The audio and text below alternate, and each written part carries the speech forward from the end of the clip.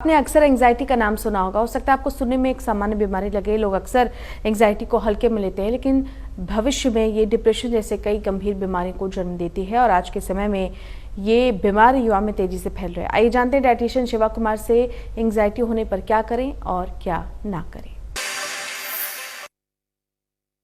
Hello, नमस्ते, सत श्री अकाल। कैसे हैं आप सब? उम्मीद करता हूँ सेफ और सुरक्षित होंगे। मैं हूँ dietitian Shiva. Today we talk on very simple thing, but not about the diet, just about the anxiety and depression. क्या सच में anxiety और depression में कोई difference है? आइए पहले इस चीज को समझते हैं। Anxiety मतलब हमेशा परफॉर्मेंस से पहले कुछ ना कुछ होते रहना कि यार मुझे कुछ हो रहा है, या anxiety मतलब कि हमें जब भी अपना peer pressure या किसी में परफॉर्म करना पड़ता है, उसको भी एक फॉर्म ऑफ एंग्जाइटी है जो कहते हैं।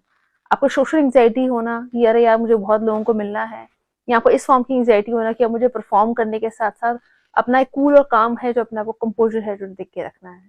That is different form of anxiety. ये अप डाउन मूवमेंट होना दैट इज वन फॉर्म, लेकिन कांस्टेंट होते रहना that is one form of the depression. अगर आप अपने क्रेस्ट एंड टफ में यही नहीं समझ पा रहे हैं कि आप तराई पे हैं चढ़ाई पे हैं, तो उसको हम डिप्रेशन है जो कहते हैं। अगर हमारे को बहुत ज्यादा एंग्जाइटी के साथ साथ मूड स्विंग्स बहुत चेंज होते रहते हैं, हमें लगता है कि नहीं मैंने ऐसा कुछ क्यों खा लिया, फिर हम गिल्ट फैक्टर में चले जाते हैं, तो दैट इज एंग्जाइटी या ओसीडी। ओसीडी मतलब ऑब्सेसिव कंपल्सिव डिसऑर्डर।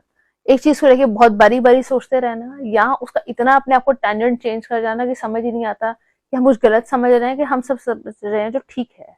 कई लोग बहुत ज्यादा ओवर थिंकर हैं जो होते हैं, कई लोग ओवर सेंसिटिव है जो होते हैं। इन चीजों में या ये वर्ड्स ऐसे हैं जो हम सबको लगता है हम रोजमर्रा में यूज कर रहे हैं। I am very over sensitive, या maybe I am very over emotional, या maybe over indulge towards the things, या I just get over with the flow, something of that cords. But हम लोग इन सब चीजों से इतना अपने आप को कनेक्ट कर लेते हैं, हमें यही समझ नहीं आ रहा होता कि हम कर क्या रहे हैं अपने साथ। अगर हमारे पास एंग्जाइटी का रेशो बहुत ज्यादा आ रहा है, ट्राई टू बी मोर काम and compose by your own self. हम अपने आप को लेकर इतने सेल्फ क्रिटिकल और सेल्फ जजमेंटल हो जाते हैं, यही नहीं समझ में आ रहा होता कि हम कर क्या रहे हैं। इतना जजमेंटल होना कभी भी ठीक नहीं होता, और इतना अपने आप को हार्श लेना तो शायद कभी भी ठीक हो ही नहीं सकता। आइए पहले इस चीज को समझें, what to do, what not to when you have anxiety, and what to, what not to when you have depression.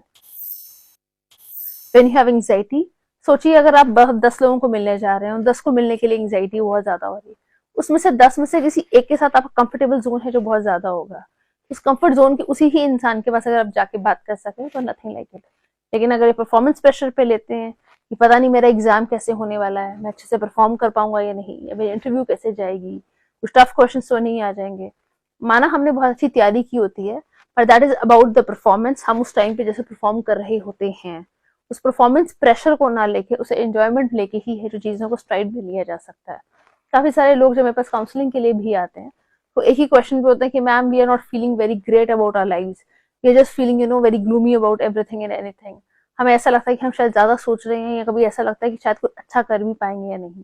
तो इन चीजों के साथ अगर आपका कॉन्स्टेंट कॉम्बिनेशन अपने आप को क्रिएट करते हैं, तो या तो मेडिटेशन या सेल्फ डिसिप्लिन या सेल्फ मेडिटेशन या सेल्फ टॉक, किसी भी चीज को है जो इंक्लूड कीजिए। सबसे बड़ा क्रिटिक और सबसे बड़ा फैन आपका आप खुद होते हैं।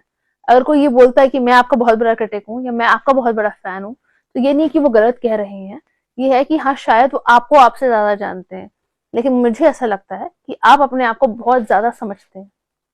क्या आपको लगता है नॉनवेज खाते हुए हमें गिल्ट फैक्टर आता है? नहीं।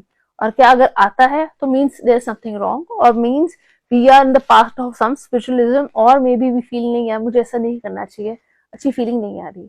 उसमें ये नहीं होगा जो नॉनवेज खा रहा है वो पाप हो रहा है, या जो नॉनवेज नहीं खा रहा वो बहुत पुण्य है जो कमा रहा है। वो अगर वो इंसान बहुत ज्यादा झूठ बोल रहा है, तो it's always about the greater combination and the types of karma which comes to us, अभी या बाद में या कभी भी। तो कोशिश करें अच्छा खाना खाएं, अच्छी सेहत में अपने साथ रहें, और अपने थॉट्स के साथ बहुत रहें। मैं आज इस टॉपिक पे कहीं पे कुछ नहीं बात करने वाली हूँ, इसमें ये खाना खाइए, इसमें वो खाना खाइए।